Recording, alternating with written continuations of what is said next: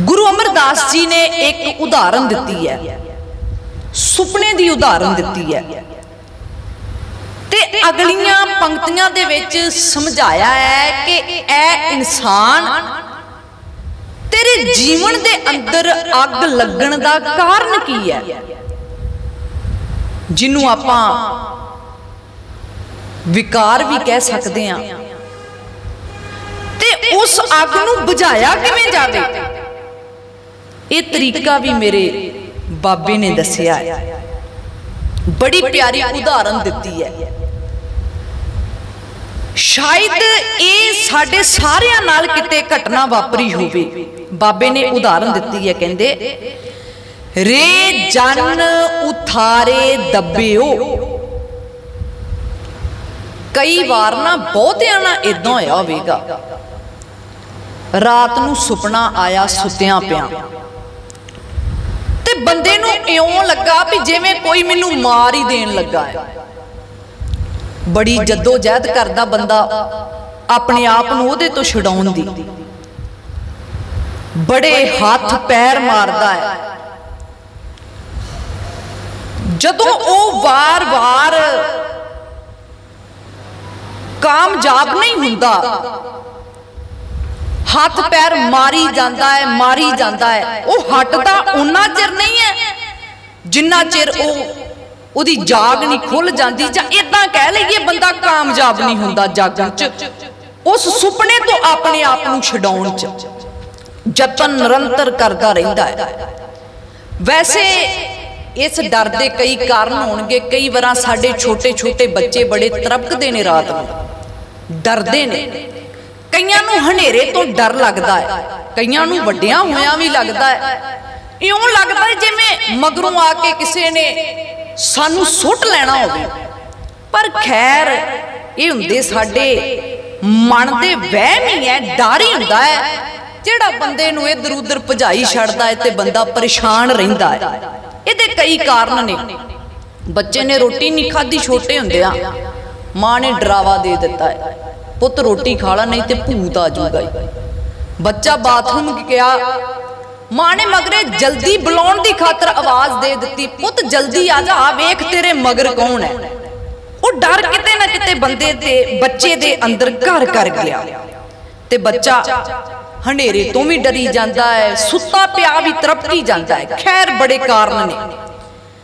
ते सतगुर दी बाणी ने भी ना सानू एक कारण दसिया है, साडे मन दे तरपकण दा, डरे हुए मन दा कारण दसिया है। कहंदे बंदिया, जदों तू विकारां दी नींदे सुता सी, जदों तेरे ते काम क्रोध लोभ मोह हंकार द्वेष भावना है भी सी, किते ना किते तैनू तेरी गलती जग जाहिर होने का डर भी रहिंदा सी। रे जन उथारे दब्बिओ सुत्तियां गई वहाए। कहंदे तू तरपकदा सी, किते एदा पता दुनिया वालियां नूं ना लग जावे। लोग की कहणगे, देखण नूं तां इह बंदा एवें दा नहीं लगदा, पर सचमुच ही इन्ने घिनौने काम करता है। सचमुच ही रिश्वत लैंदा फड़िया गया, सचमुच ही इहदे ते इन्ने मुकदमे दर्ज ने भी जदों देखीदे ने कन्नां नूं हथ ला लईदे ने। सतगुर जी कहंदे प्यारिया, तू अपनी जिंदगी च डरिया पता क्यों पिया है? जिवें बच्चे दे डर दा कारण है किते छोटे हुंदे नूं डराया गया है। कहंदे तू बड़ा होके भी क्यों डर रहा है?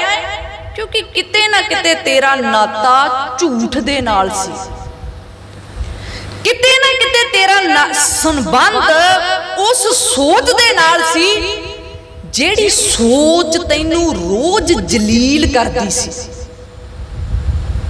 भागां वालिओ, मैं एक गल करदी जावां, जिवें ना जदों रब दी गल आउंदी है, खास करके रब दी गल कर लईए तां बहुती वार दुनिया दे लोग रब नूं किते दूर मनदे ने, पर गुरु जी कहंदे ओ रब ओ गुरु तेरे तो दूर नहीं है, ओ गुरु तेरे अंदर है। तुसी महसूस करियो उस गुरु नूं, उस रब नूं। बंदे दा दिल कीता कौन देखदा है? ये अखां ना जे मैं कुछ गलत तक भी लवांगा ते होऊगा भी की, कोई नहीं देखदा। जे टेबल दे थल्लियों 50-60 हज़ार रिश्वत लै भी लवांगा ते होऊगा की? ये सारे ही लई फिरदे ने। सतगुरु जी कहन लगे, कहंदे प्यारिया, जदों इन्हां अखां दे नाल तू बुरा कुछ तकिया, इन्हां हत्थां दे नाल किसे दा हक लिया, कहंदे जिथे तेरे मन च ये आवाज आई भी कौन देखदा है,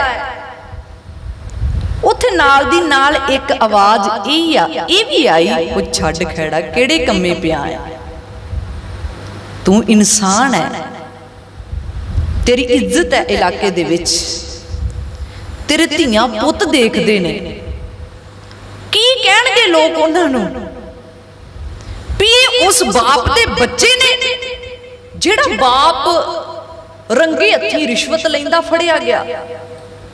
नहीं, चल बच्चियां दी ते दूर दी गल है, मेरी तां इज्जत है ना, मैनू ये काम नहीं करना चाहिए। कहंदे ओ गुरु, जिस गुरु दे बाबत बाबे दी बाणी ने क्या है, गुर मेरे संग सदा है नाले, सिमर सिमर तिस सदा संभाले। कहंदे उन्होंने सिमर, वार वार ओदा चेता अपने दिमाग दे विच रख। क्यों रखा मैं बाबा चेता? मेरी मर्जी, मैं तेरा चेता रखा जा ना रखा। कहंदे ओदा चेता तां रख क्योंकि ओ तेरी संभाल करदा है, तैनू बुरे वक्त दे विचों कढदा है। कदों कढदा है?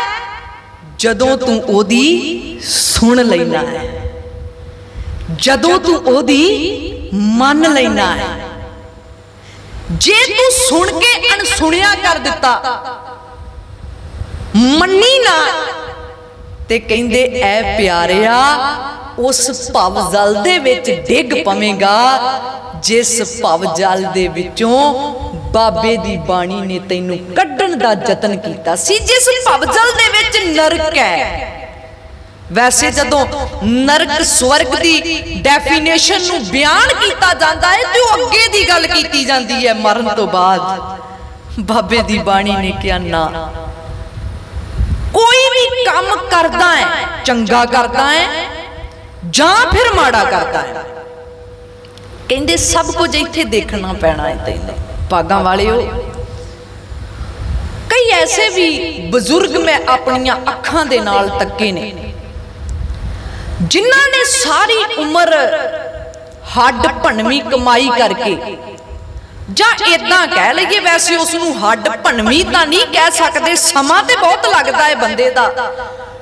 जिधरों भी होया ठगी मार के अपने बच्चियां वास्ते बड़ियां बड़ियां जायदादां बना लईयां, बड़े बड़े कारोबार सैट कर दिते। एक वो है जिन्हें किरत करके बनाए हैं, ते एक वो है जिन्हें लोकां दे हक मार मार के बनाए हैं। ते याद रखियो,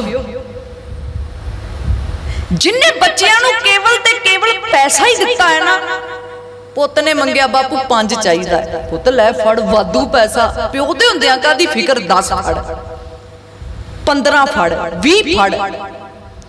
हुण जदों अंतिम वेला नेड़े है ना, जदों बंदा मंजे ते पै गया है, भागां वालिओ सियाणे बैठे हो, जिन्हें सारी उम्र हक मार मार के कमाई कीती होवे, जायदाद जमीन जोड़ी होवे, ते तुसी वेखिया होना उहदा अंतिम समय हाल की हुंदा, कईयां दे ते कीड़े भी चल जांदे ने।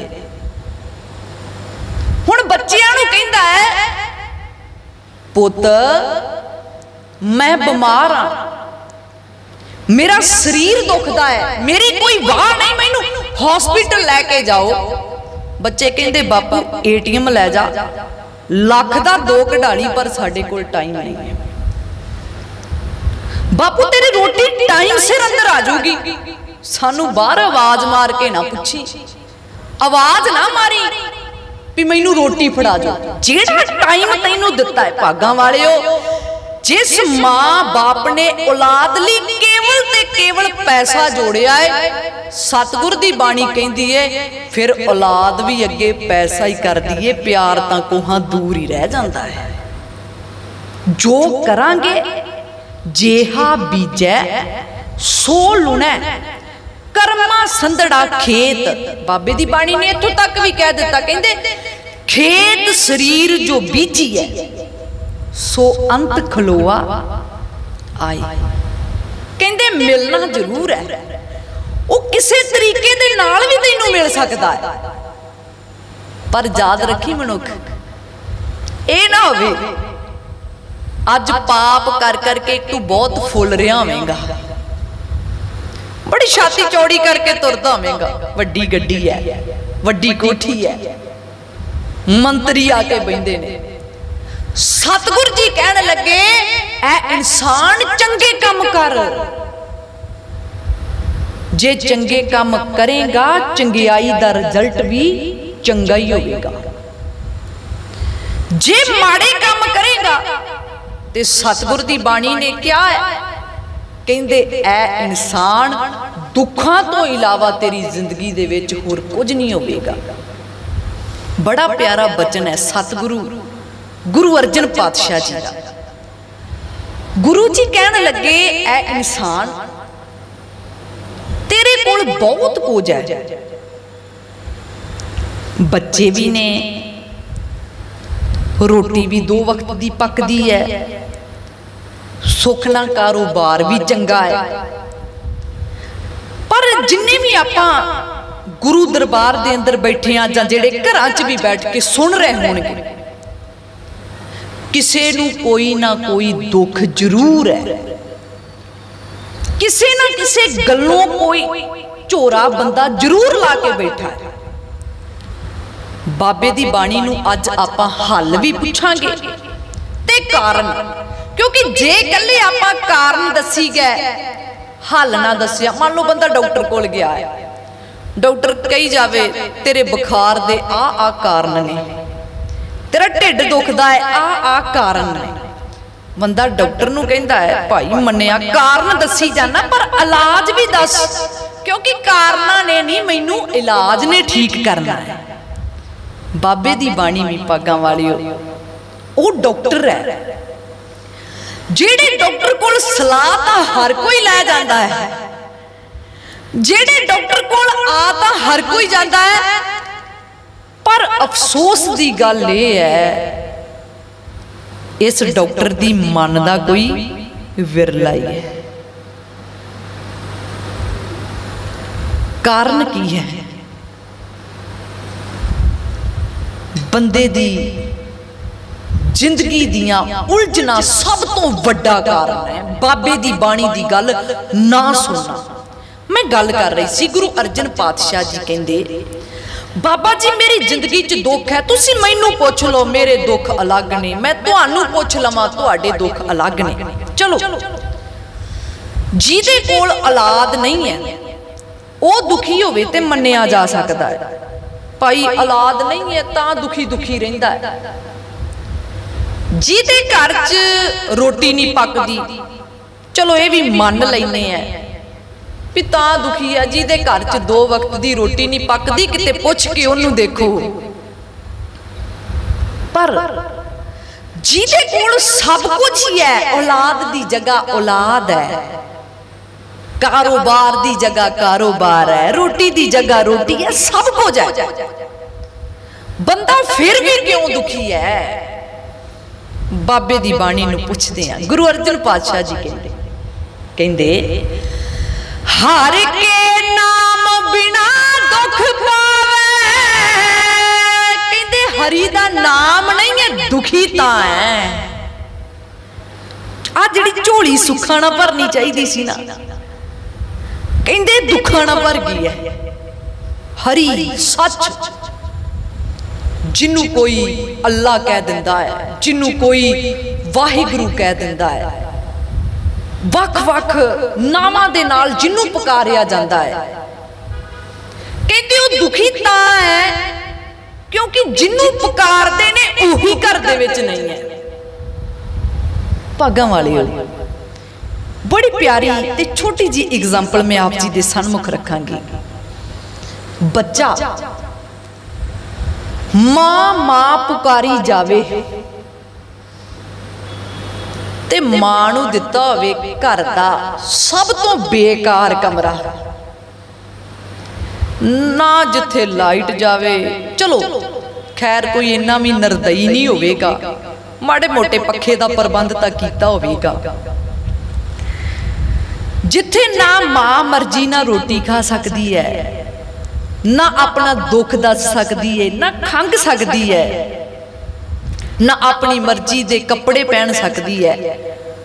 बच्चा रोज मां मां पुकारी जावे, मां दे गोडी भी हथ लावे, मां मैं तेनू बहुत प्यार करता है, मां मैं तेरे बिना नहीं रह सकता। पर जेड़ी मां उस घर दी मालकन है, जेड़े बाप ने खून पसीने दी कमाई दे नाल एक घर बनाया है, बच्चा उस मां बाप नूं घरों कढ देवे, घर दे किसे एक कमरे दे विच कैद कर देवे, भागां वालिओ तुसीं आप फैसला करियो कि वो बच्चा लायक बच्चा अखवा सकदा है? सारियां दा जवाब होवेगा नहीं। क्यों? मां मां भी करदा है, गोडी भी हथ लाउंदा है, गाय बगाए सुख सांद भी पुछ लैंदा होवेगा, पर क्यों वो बच्चा क्यों नहीं लायक? क्योंकि उन्हें मां नूं बनदा होया हक नहीं दिता, उन्हें मां नूं बनदी हुई बाप नूं बनदी हुई जगह ही नहीं दिती। वो बच्चा लायक नहीं हो सकता। ते भागां वालिओ, जिस गुरु ने साडे लई अपने पुत्र भी छड्ड दित्ते, जेड़ा गुरु साडे लई तत्तियां तवियां ते बैठ गया, जेड़े गुरु दा साडे लई हिंद दी खातर नहीं इंसानियत दी खातर साडे लई सीस धड़ तो अलग कर दिता गया, जेड़े गुरु ने अपने 4 कुर्बान कर दिते, सरबंस वार दिता,